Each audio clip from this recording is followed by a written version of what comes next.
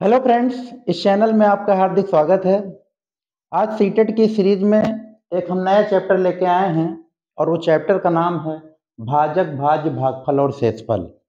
तो दोस्तों, सबसे पहले हम इस कॉन्सेप्ट को समझेंगे कि क्या भाजक है, क्या भाज्य है, क्या भागफल है और क्या शेषफल है। तो हम एक संख्या ले रहे हैं 17 और इसको हम भाग दे रहे हैं 5 से। तो हमने भाग दिया यहाँ पर 5 तिया 15 और यहाँ पर कितना शेषफल बचा 2। तो इस कॉन्सेप्ट को समझने से पहले हमने एक छोटी संख्या ले ली है अपने मन से 17 और इसको 5 से भाग दिया तो रिजल्ट आया 3 और शेषफल आया 2। तो इसी कॉन्सेप्ट पे हम चलते हैं कि जिस संख्या को भाग दिया जाता है, यानी हम 17 से भाग दे रहे हैं, 17 को भाग दे रहे हैं, तो ये संख्या जो है वो क्या है, भाज्य है। तो इसका कॉन्सेप्ट ये हुआ कि जिस संख्या को भाग दिया जाता है वो संख्या क्या कहलाती है, भाज्य कहलाती है। और इसको इंग्लिश में हम क्या कहते हैं, डिवाइडेंड। अब मैटर ये है कि किस संख्या से भाग देते हैं। तो हम 5 से भाग दे रहे हैं, तो 5 से भाग दे रहे हैं तो इसको हम क्या कहेंगे, भाज्य कहेंगे। और इंग्लिश में हम इसको क्या कहेंगे, डिवाइजर कहेंगे। जो रिजल्ट आता है, रिजल्ट कितना आ रहा है, 3 आ रहा है, तो इसको हम क्या कहेंगे, क्वोशिएंट कहेंगे। और जो शेष बच रहा है उसको हम क्या कहेंगे, शेषफल कहेंगे या रिमाइंडर कहेंगे। तो यहाँ से ये बात क्लियर हुई कि जिस संख्या को भाग देते हैं उसे हम क्या कहते हैं, भाज्य या डिवाइडेंड। जिस संख्या से भाग देते हैं उसे भाजक कहते हैं, सॉरी, उसे हम क्या कहते हैं, भाजक कहते हैं। और इसको इंग्लिश में क्या कहते हैं, डिवाइजर कहते हैं। जो रिजल्ट आता है उसको क्वोशिएंट कहते हैं या इसको हम भागफल कहते हैं। और जो शेष बचता है उसको रिमाइंडर या शेषफल कहा जाता है। यहाँ से एक बात और क्लियर होती है कि अगर हम इन तीनों में रिलेशन निकालें, भाज्य, भाजक, भागफल और शेषफल में, तो यहाँ पर आप इस बात को देख रहे होंगे कि यहाँ पर जो संख्या है 17 है वो किस फॉर्म में लिख सकते हैं, 5 इंटू 3 प्लस 2। तो यहाँ से एक रिलेशन हमको मिला कि 5 क्या है, भाजक है, और 3 क्या है आपका, भाग, और प्लस 2 क्या है आपका, शेषफल है। तो एक रिलेशन आपको यहाँ से दिखाई पड़ रहा है कि भाज्य इक्वल टू भाजक गुणे भागफल और प्लस शेषफल। तो इसी के आधार पर हम प्रश्नों को लगाएंगे। पहला प्रश्न आपके बोर्ड पर दिख रहा है कि किसी संख्या को 68 से भाग देने पर भागफल तथा भागफल 47 तथा शेष 18 प्राप्त हो तो संख्या क्या होगी। तो यहाँ पर हम इस फार्मूले को लगाएंगे कि भाज्य इक्वल टू भाजक गुणे भागफल और प्लस शेषफल। इंग्लिश में क्या कह सकते हैं इसको, dividend equal to divisor into quotient और प्लस रिमाइंडर। तो यहाँ पर हमें डिवाइडेंड जो संख्या है वो क्या है, आपकी भाज्य है यानी डिवाइडेंड है। और इसको हम कैसे निकालेंगे, भाजक गुणे भागफल। तो जिस संख्या से भाग दिया जा रहा है वो आपका क्या होगा, भाजक होगा। तो भाजक आपका कितना दिया हुआ है, 68, और भागफल कितना दिया हुआ है, 47, और प्लस शेषफल कितना दिया हुआ है आपका, 18।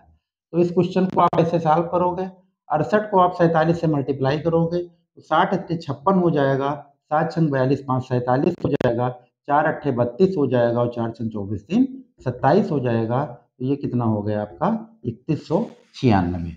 तो यहाँ पर 3196 को जब आप 18 से ऐड करोगे तो कितना हो जाएगा, 8 6 14, 9 1 10 11, और ये कितना हो जाएगा, 3214।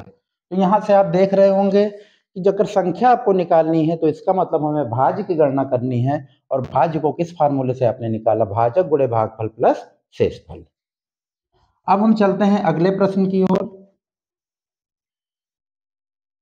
किसी संख्या में 54 से भाग देने पर शेष 47 बचे तो 18 से भाग देने पर शेष क्या बचेगा। दोस्तों, इस प्रकार के क्वेश्चन आपके कंपटीशन में लगातार पूछे जाते हैं और ये कंपटीशन का बहुत ही फेवरेट क्वेश्चन है।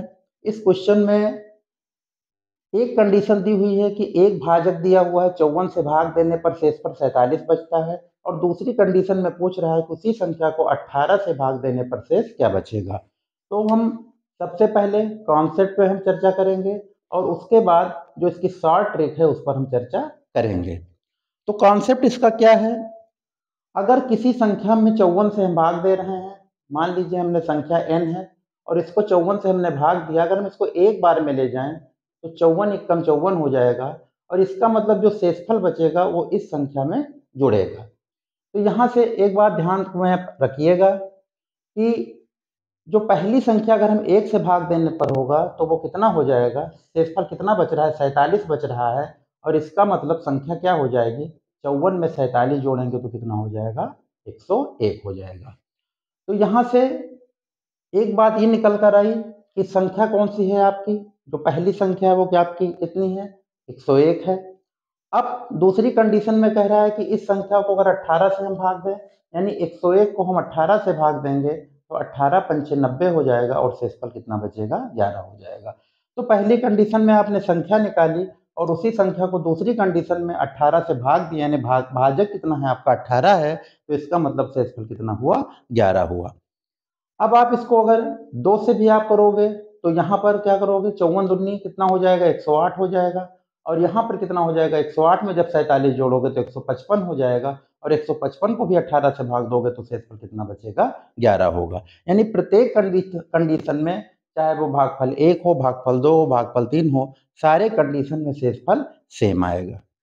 अब हम इसी पर चर्चा करेंगे कि इसका शॉर्ट ट्रिक क्या है, जिसको आप सेकंडों में सॉल्व कर सकते हो। यहाँ पर नोटिस करना है कि 54 से भाग देने पर शेष कितना बच रहा है, रिमाइंडर कितना बच रहा है, 47 बच रहा है, तो 18 से भाग देने पर शेषफल क्या बचेगा। दोस्तों यहाँ इस बात को बहुत अच्छे से नोटिस करिएगा, ये संख्या 54 जो है ये 18 से पूरी पूरी डिवाइड हो जा रही है।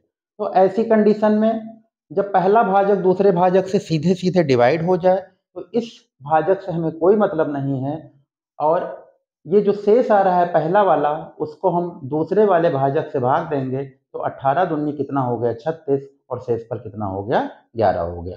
तो यहाँ पर आप देख के क्वेश्चन को लगा सकते हो, यहाँ पर 18 तिया 54 सीधे सीधे कट जा रहा है, तो आप क्या करोगे, इस 54 से हमारा कोई मतलब नहीं है, 47 को आपने सीधे भाग दिया 18 से, 18 दूनी 36 हुआ और शेषफल कितना हो गया, 11 हो गया। अब हम चलते हैं अगले प्रश्न की ओर। अगले प्रश्न में कह रहा है यदि किसी संख्या में 12 से भाग देने पर शेषफल 11 बचे तो उसकी तिगुनी संख्या में 6 से भाग देने पर शेष क्या बचेगा। दोस्तों इसी कंडीशन को आप इस क्वेश्चन में भी फॉलो करोगे कि किसी संख्या में 12 से भाग देने पर आपने 12 से भाग दिया, और अगर हम एक बार ले जाते हैं तो 12 एकम 12 जाएगा और शेषफल कितना बच रहा है, 11 बच रहा है, यानी संख्या कौन सी होगी, 12 और प्लस 11 कितनी हो गई, 23 हो गई। अब कह रहा है उससे तिगुनी संख्या में, तो यहाँ संख्या आपको मिल गई 23 और इसका तिगुना कितना हो गया आपका, 69 हो गया, और 69 को हम किससे भाग देंगे, 6 से भाग देंगे, तो 11 छः 66 जाएगा और ये कितना शेष बचेगा आपका, 3 बचेगा। तो यहाँ से आप किसी भी टाइप के क्वेश्चन हैं, आप पहली कंडीशन में संख्या निकालोगे, उससे दुगनी संख्या, तिगुनी संख्या, 4 गुना संख्या या वर्ग भी पूछ सकता है, तो आप उस क्वेश्चन को आसानी से लगा सकते हो। अगर इस क्वेश्चन में तिगुनी संख्या की जगह उस संख्या के वर्ग का पूछ लिया कि वर्ग में 6 से भाग देने पर शेष क्या होगा, तो यहाँ पर आप देखिएगा संख्या आपको मिल गई, कौन सी संख्या मिली थी आपको, 23 मिली थी, और संख्या का वर्ग करेंगे तो 23 का वर्ग कितना होता है, 23 या 69 हो गया, और 23 दूना 46 और 5 कितना हो, 23 या 69, 23 दूना 46 से 52, यानी 529 हो गया, और 529 को अगर आप 6 से भाग दोगे तो 6 अट्ठे 48 हो गया, और 6 अट्ठे 48 हो गया, और कितना शेष बचा आपका, 1 हो गया।